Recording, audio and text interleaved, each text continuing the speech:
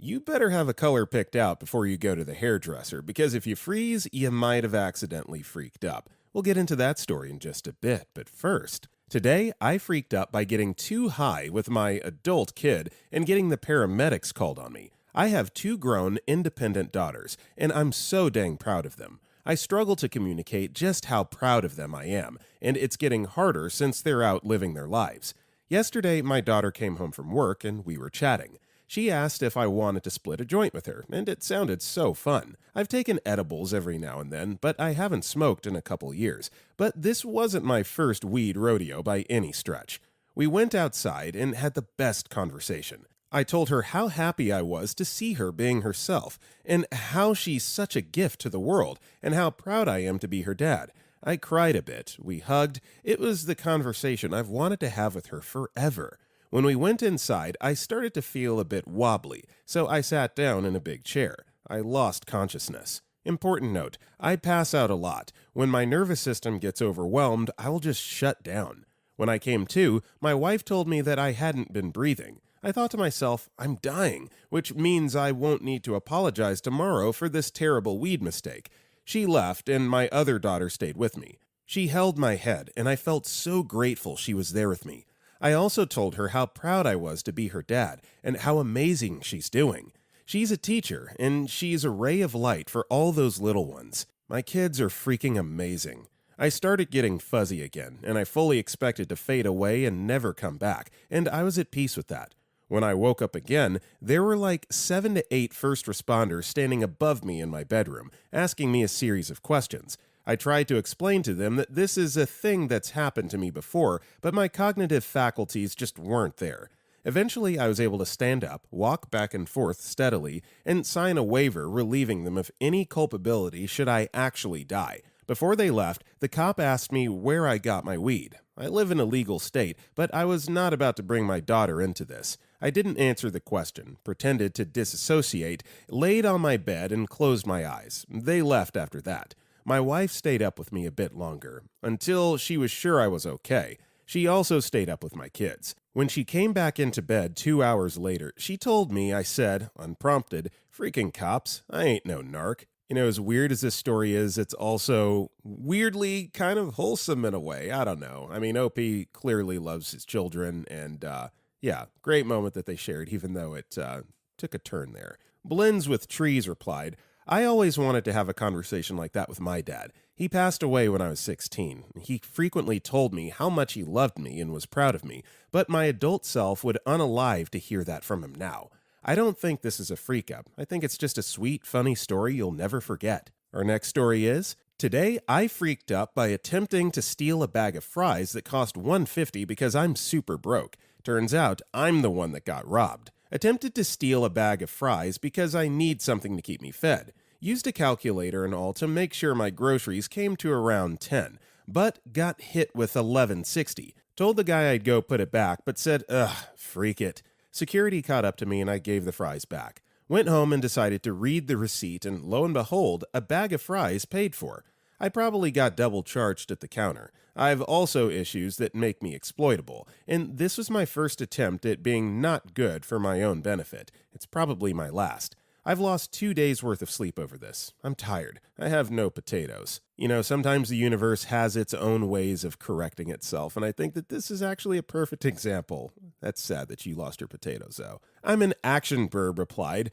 Go back to the store, speak with customer service. Bring your receipt and keep it simple. I told the cashier I would put the 1 bag of fries back, but they double charged me, so I ended up paying for it anyway. Could you please refund me for that? Done. Don't over-explain. You're entitled to keep your money for something you didn't get. Good luck. Our next story is, today I freaked up by asking my boyfriend for flowers. Okay, technically this happened yesterday, but still. My boyfriend, V, and I just moved in together into a house my uncle owns. He lives 2 doors down and is excited, we're excited about having a yard, and I'm attacking the very grown-over flower beds. I've been over a few times because he's loading me up with garden tools rather than having me buy my own. The other day, we were in his garage and I noticed a drop leaf table that had belonged to my grandpa, and I asked Uncle if I could buy it from him. He just gave it to me. I spent several hours scraping tobacco tar off the table and cleaning it up, and I thought it would look really nice with flowers. I knew V had been off work about half an hour since he wasn't home. I thought maybe he went to the store, so I called him to ask if he'd pick up some flowers. He'd just left the store, and I just playfully said, "Did you happen to get me flowers?" Now, there was a moment of silence. I thought that moment of silence was a "crap, that would have been a good idea" silence, but instead he goes, "How the freak did you know?" He'd already told me he was going to the store to buy cat food. I forgot this. So he thought he was being all sneaky to surprise me with flowers, and he immediately said he wanted to fight me. Playful. Edit, just to be clear, he was not genuinely upset with me, more spooked that I somehow knew he'd just bought me flowers, and all pouting was in good fun. He's so thoughtful and loving, and I appreciate him so much. We've both been laughing about it. Sweet story, wholesome, feels good, you guys clearly love each other. Nothing else really to add, it's just a good story. Morticial Fatums commented, "I did this to my partner when it was my birthday last year. He had made reservations for dinner at our favorite restaurant, and I was fully unaware of this. We stopped to see some friends, and I accidentally delayed our reservations, talking about how we usually go to said restaurant. He didn't know I was talking about our usual plans. He was calling to move the reservation and wasn't close to hear me. When we left, our friend Mike said, 'Have a good dinner,' as a joke. Partner went off in the car the entire drive to the restaurant about how he knew I knew and he can't surprise me for crap. I absolutely was not aware at all of the surprise until that moment. I patiently waited out his rant to ask him very innocently, 'So, we're not going to the arcade?' He realized he spoiled the surprise. It was so funny, and we laughed about it a lot." Our next story is, "Today, I freaked out by calling myself a puppy during a job interview. This is still really recent, and technically I haven't gotten the rejection email yet, but I'm still embarrassed. I've been currently in the running for a job that's within my skill set, like almost a perfect fit for me. It's for an industry I'm very familiar with, and even is in the right location for me commute-wise. I did the first interview with the CFO, and he loved me. He said I had a great personality and that I would be a perfect fit for the team skill-wise, but wanted me to meet with my future supervisors to make sure I had the right synergy for the team. Here's where I freaked up. The second interview was scheduled for the same day I was supposed to go to my parents to dog sit, so I was super excited to see my precious little girls. Anyway, I get to the second interview, and they're asking me the generic questions you'd expect from a job interview. Anyway, they throw a curveball. They ask me what are 5 words to describe me. I list off 4 that I think fit me well, but then I blanked on the 5th one, in which I then blurt out, "puppy." The interview ends on the scheduled time, but I wasn't given a follow-up date, only that they'll talk to the CFO about the interview. I feel like I bombed it now. I think you'll be okay, OP, and if anything, you've just shown that you're human and not a robot. So sometimes, people need that affirmation, but you did okay. Beezy Buzzard commented, "I do a lot of interviews. Most people don't realize how far above the other candidates they are. More than likely, they decided to hire or not hire you before you entered the room, and you would have needed to royally freak up to get them to change their mind. Honestly, puppy wouldn't have even registered in my mind as a bad answer to that question. I would have thought it was cute and moved on. If you don't get this job, it's not because of this." Our next story is, "Today, I freaked up by accidentally telling my landlord I broke before even fully moving in. I'm moving into a new apartment next week. After months of saving through my regular job and some extra income on the side, I finally managed to get a place that I'm excited about. I've been trying to be really careful and responsible because the rental market here is brutal, and I don't want any problems. Anyway, while dropping off a few things today, I decided to test the shower. I adjusted the shower head a bit to check the water pressure, but it came loose in my hand. In the process of trying to screw it back properly, it slipped out of my hands, fell straight onto the ceramic floor, and cracked hard. Now the shower head leaks badly, and basically doesn't work at all. Total mess. I panicked because technically the move-in isn't even finalized yet, and I really didn't want to start by admitting I already broke something. My plan was to quietly text the handyman who works in the building and see if he could fix it before anyone noticed. But because I had been texting my landlord yesterday about confirming rent, his chat was right at the top. In my rush, I clicked the wrong conversation and sent, "Hey, I broke the shower head trying to fix it myself. Can you help?" As soon as I hit send, I realized the mistake. I tried sending a follow-up message to downplay it, but the landlord already replied with, "We'll have to assess the damages before you move in." Now I'm worried they might back out of the lease or slap me with a plumbing bill before I even officially move in, all because I didn't double-check the chat before sending one panicked text. Look, I think we've all been there, whether it's a text or an email or something that inadvertently gets sent to someone else. It is what it is. You're either going to have to pay a fine or not, but either way, keeping this secret and trying to do it under the table probably wasn't the best way to handle it anyway, so yeah, is what it is. Maybe Beth, that's just fine, replied, "Next time, just say the shower head fell off by itself and cracked the tile, or that you found it on the broken tile. There's no need to say you dropped it, because you don't know how they'd react. Some will use this as a way for you to pay for it, even though it wasn't your fault." PM Me Fancy Beer replied, "Indeed, landlords will often try to pin stuff that isn't your fault on you. Wear and tear, previous tenant damage, screwed up DIY by the landlord that's causing issues 2 years later. Never admit fault if the situation is ambiguous or can't be proven who was at fault.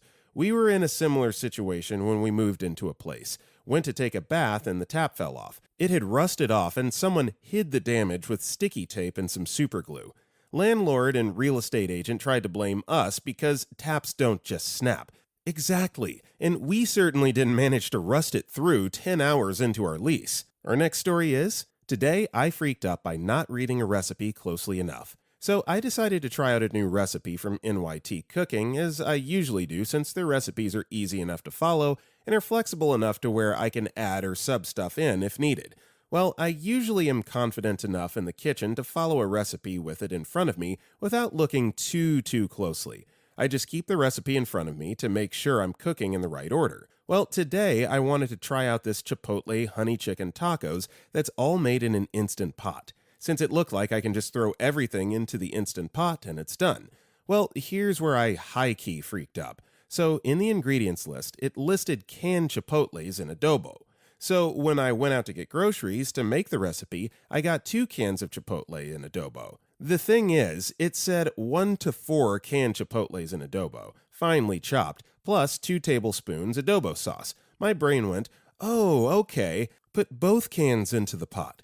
So I dumped 2 full cans of chilies plus the sauce that they were in with 2 pounds of chicken, when the recipe was made for 1.5 pounds of chicken. The thing was that I didn't realize how spicy it was until the second taco I ate.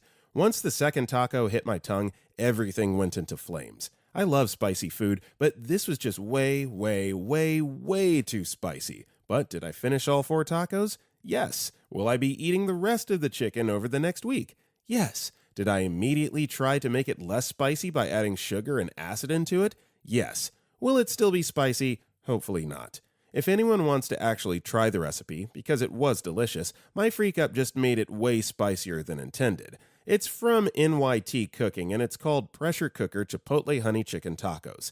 Kinda new to posting on Reddit, so I don't know if links are okay or not. This does sound amazing, just not in the heat capacity that OP happened to push those tacos in the direction of. But yeah, definitely worth a look, and, you can't let good meat like that go to waste, so I understand eating it anyway. Kehehecho commented, "I love Jamaican beans and rice as a side with jerk chicken. Didn't have instructions, just a recipe with quantities of rice, beans, and Scotch bonnet pepper. I diced 3 peppers and added that to the rice and beans in a rice cooker. How hard could this be? Regret. Throat-searing regret. That's how hard it could be. Only then did I ask my Jamaican colleagues. They couldn't believe it. Apparently, you only need to poke a few holes in one single pepper, put it in the pot while it cooks, and remove it later. I made myself eat it all and regretted every bite." Our next story is, "Today, I freaked up by stealing kills from my sister-in-law, resulting on ending the relationship with her and my brother." So I've talked about this a year ago on AITA. Truth is, when I posted that, a year had already passed by and it's somehow gotten worse. For a bit of context, I, male, 22 years old, and my brother, male, 24 years old, weren't always the closest or nicest brothers to each other. We used to fight all the time and get on each other's nerves, but after our parents' divorce, we eventually matured and got really close. We used to use the excuse of drinking coffee together to talk about our day. Every night, we both enjoyed and supported each other on everything. We grew even closer when our father died. We started living together in our own and had to figure out how to live and maintain a house too big for just the both of us, taking care of whatever Dad left unfinished. Selling the car none of us knew how to drive, arrange new payments, and manage the money which relatives sent each month so we could continue studying. It was us against everything, but we were together and we managed. I even came out to him first as a trans man, and he defended me from everyone who dared making me feel uncomfortable. You get the idea. We were dirt and nail, pretty much. By the time our father passed away, my brother was dating this girl. Let's call her Lily, female, 25 years old. And I absolutely adored her. She was there to support us while we were running around looking for medicine for our dad, and she was there to support my brother during his grieving. After a while, seeing her in the house was the new normal. She lived with us and helped us around, too. The coffee nights grew from 2 to 3. We shared our deepest traumas and whatnot. I was sure she was a close friend of mine, too. 2 years after Dad passed away, they got married. I was the ring bearer, and even if I thought my brother was maybe a little bit too young to get married, I supported their relationship. They moved out after a while, and I went back to my mom's. Life happens. I knew it was going to happen someday, although I felt really sad they decided to move out when I was away on a trip and came back to an empty house I couldn't afford alone. But whatever, life goes on. Now, here comes the today I freaked up. The three of us became a bit addicted to League of Legends. We played every night over Discord with other friends, or just like the three of us, and like any other group of gamer idiots, we stole kills of each other. Just harmless fun, I thought. Initially, Lily did not play and was off limits of stealing from since she was learning, but once she began playing and stealing too, I thought she was on and fair to prank too. Months went by with no issue. I thought we were all having fun since no one complained either. Then, out of nowhere, one night we were partying. After I stole one unalive from Lily, she left the game. I asked if everything was okay, and my brother hit me with a, "Listen, dude, I gotta tell you now, you are the problem." I was shocked. He said that Lily felt I stole kills from her on purpose, that I had never liked her, and that playing with me has become unbearable. I immediately apologized for making her feel like that it has never been my intention, and that I thought we were all having fun. My brother kind of dismissed me, and we played one more round, but I felt really worried about everything and left after that. I cried that night. I called my boyfriend because I didn't know how to fix it, or how could she even get the idea that I didn't like her. She was one of my closest friends, and I was afraid of being a jerk without noticing. My boyfriend helped me get to a solution. The next day, I texted her and told her, "Hey, we should chat about yesterday. I would like to get things straight so we could understand each other. Do you have time?" Only to be immediately stunned with a, "I don't even want to see you. If I see your face, I'll just tell you to freak off." And then be bombarded with a bunch of stuff she found annoying of me. That I didn't do the dishes when they invited me over. That I always leave the doors open in their apartment. That I'm always asking them for money and eating their food without bringing in more. Which, to be fair, some were true, like the door and dishes thing, to which I apologized for. While the rest felt like an overreaction since I asked if I should bring in something, and my brother always told me not to. And the asking for money was just a joke between my brother and I, in which we said that once the other had a job, they should invite the other over for some burgers or whatever. It was never meant to be serious. I told her so and added, "Why didn't you tell me this bothered you? I would have stopped." And she exploded. Absolute crash out, telling me I'm so hard to talk to, that I'm a piece of jealous crap, and how I'm such a leech and they never said anything because they don't like to fight. By that point, I was mad. How am I supposed to know how they feel about stuff they never even hinted of having a problem with? At some point, my brother joined and of course took her side, being defensive and telling me I'm in the wrong, which I didn't disagree with. I was just mad they didn't even try to tell me. Didn't even attempt to have a conversation about, and just came and bombarded me with a ton of the pettiest of crap. They said stuff, I said stuff. Everything went to heck, and we ended saying we needed a break from each other. I felt horrible about it all. I was so mad of being treated like an animal to whom no one could even talk to. That day I told myself I would now cave and go apologizing again, much less for stuff I didn't even know was wrong. Stuff I already apologized for. I thought that if my brother loved me as much as I did, he would realize and talk to me at some point. A year passed, and I started doubting if I was in the wrong, so I made the post. Talked to my friends, talked to strangers, to my therapist, and everyone told me, "How could you have known?" You even apologized immediately, and was hurt for so long before realizing what a piece of crap of a brother I had. It has always been me who had to apologize. Always me who had to be the bigger person, even if I was the youngest. Always me who forgave everything. Them moving out with such a short notice, leaving me to figure out what the heck I would do. Forgiving him for being unfair with Dad's inheritance and leaving me with useless furniture while he took the refrigerator, laundry machine, and kitchen. I forgave him for all that, but they couldn't even talk to me about whatever was bothering them. Now it's been almost 3 years, and we haven't talked to each other since. We only tolerate each other while on family events. Wow, this is a bit of a mess. I think that, you're definitely in the right, OP, to dig your heels in the sand now and not be the person to apologize. Clearly, you're being taken for granted. And the way that they just held everything in and blew up on you like that is just not cool. Over a game of League of Legends. Like, what? All Names Taken 69 commented, "There's no such thing as freaking unalive stealing in a MOBA game. You secure kills as a support carry or tank. If you wait around for someone to get the last hit, then kills can turn into not kills, then into team wipes. This is ridiculous. Sounds like the stupid jerk girlfriend used this to isolate your BF. Likely has been going on for a while." Our next story is, "Today, I freaked out by forcing a gas station to shut down." So this is crazy, and personally, I can't believe I'm telling this, but personally, I find it funny, embarrassing, and kind of messed up. So I was doing Amazon Flex just for some extra side of cash to help pay off some of my debt.